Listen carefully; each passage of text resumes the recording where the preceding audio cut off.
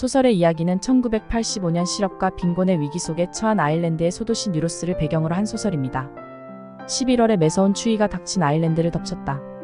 더욱 독한 것은 일자리를 잃고 실업급여를 타려는 사람들의 줄이 점점 더 길어지고, 전기요금이 연체되어 추운 집에서 지내는 사람들, 빚으로 은행에 압류당한 사람들, 길고양이 우유를 훔쳐먹는 아이들, 위험을 무릅쓰고 어두운 길에 떨어진 장작을 줍는 아이들.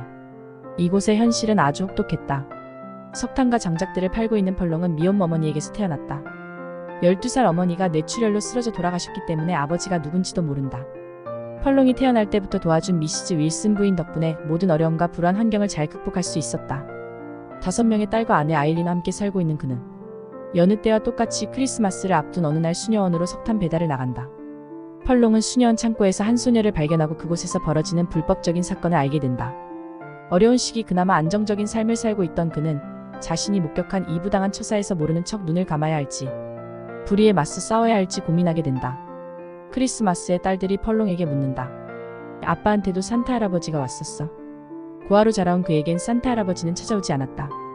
다만 아주 친절하고 따뜻한 미시즈 윌슨 부인이 있었다. 그녀 덕분에 펄롱 자신도 다른 평범한 아이들처럼 사랑받을 수 있는 소중한 존재임을 믿게 되었다. 이 때문에 난 그가 조용히 침묵하지 않고 자신의 목소리를 낼 것이라고 장담했다. 수녀원을 관리하는 선한 목자 수녀회는 기초교육을 가르치는 직업 여학교와 세탁소를 운영했다. 이곳 수녀원이 타락한 여자들을 교화 중이라거나 아이들이 혹사당한다거나 수녀님들이 더 고생한다거나 미혼모를 위한 모자보수라든가 정확히는 누구도 모른 채 수녀원을 둘러싼 소문은 무성하기만 했다. 아저씨, 우리 좀 도와주시겠어요? 강까지만 데려다 주세요. 아니면 대문 밖으로만 나가게 해주세요. 아저씨 집으로 데려가 주세요. 죽을 때까지 일할게요. 저한텐 아무도 없어요. 그냥 물에 빠져 죽고 싶어요. 끔찍한 몰골을 한 채 아이들이 그에게 매달리며 애원을 했다. 집으로 돌아오는 길에 그는 더욱 혼란스러웠다. 자물쇠로 잠겨진 문, 더러운 바닥을 기어다니며 걸레질하는 아이들의 모습. 높은 담벼락에 박혀있는 깨진 유리조각들과 검게, 칠한 3층 유리창과 수창사. 이 마을의 절대적인 권력을 갖고 있는 수녀원을 향해 그의 의심은 서서히 불신으로 쌓이기 시작했다. 아내 아일린은 가족을 지키기 위해 침묵해야 한다고 강조하지만 자신도 힘들게 살아온 펄롱은 마음이 무겁기만 했다. 며칠 후 수녀원으로부터 또다시 배달 요청이 들어왔고 어둠이 걷히기 전 그는 수녀원으로 향했다. 차가 수녀원에 가까워질수록 마치 자기 자신을 만나러 가는 기분이었다고 한다. 이번 얘야말로 자신에게 솔직하고 당당할 수 있을까? 이날 펄롱은 석탄광에 갇혀있는 한 여자아이를 구한다. 그러나 곧 수녀원장의 가증스러운 태도로 그를 속이려 했다. 소녀를 깨끗이 씻기고 원피스를 입히고 따뜻한 차와 빵을 주며 친절하고 다정스럽게 아이를 감싼다. 하지만 아이는 눈치를 보며 두려움에 떨고 있었다. 아이에게 도움이 필요하면 자신을 찾아오라는 말을 남긴 채 그는 집으로 돌아왔다. 수녀원에서 보낸 카드에는 이렇게 적혀 있었다. 아일린 빌 딸들에게. 여러분 가족에게 행복한 나날들이 계속되기를.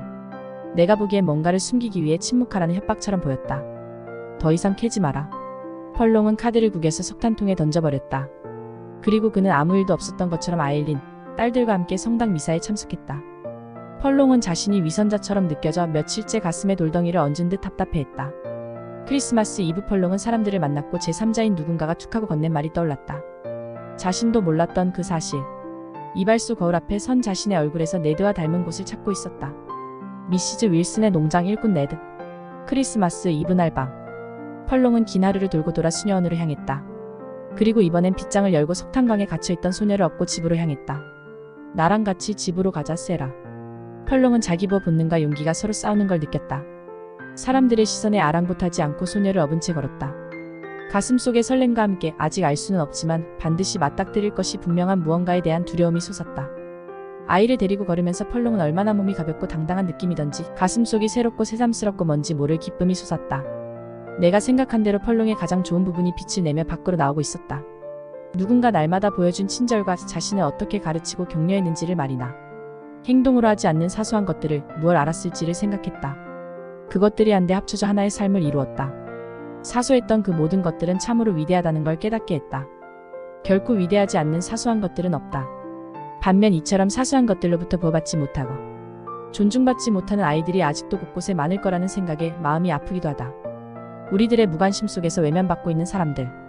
누구도 어느 순간에 그렇게 될 수도 있다는 생각들을 하지 못하기 때문이다.